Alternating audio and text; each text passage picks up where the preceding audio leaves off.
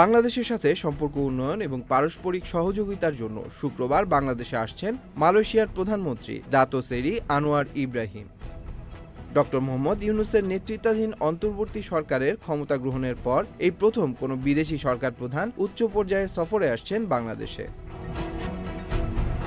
মালয়েশিয়ার প্রধানমন্ত্রীর সাথে আরও আসছেন মন্ত্রিসভার সদস্য, উপমন্ত্রী, সংসদ সদস্য, ঊর্ধ্বতন সরকারি কর্মকর্তা এবং উচ্চপদস্থ প্রতিনিধিদের সমন্বয়ে ৫৮ সদস্যের একটি প্রতিনিধি দল।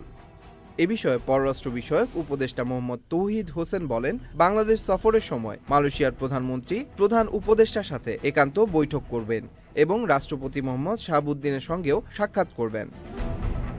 উপদেষ্টা উল্লেখ করেন, দুই সরকার প্রধানের আলোচনায় অর্থনৈতিক সহযোগিতা, রাজনৈতিক সম্পর্ক, বাণিজ্য ও বিনিয়োগ, শ্রম অভিবাসন, শিক্ষা, প্রযুক্তি, অবকাঠামোগত উন্নয়ন এবং প্রতিরক্ষা সহযোগিতা সহ পারস্পরিক স্বার্থ সংশ্লিষ্ট বিভিন্ন বিষয় প্রাধান্য পাবে।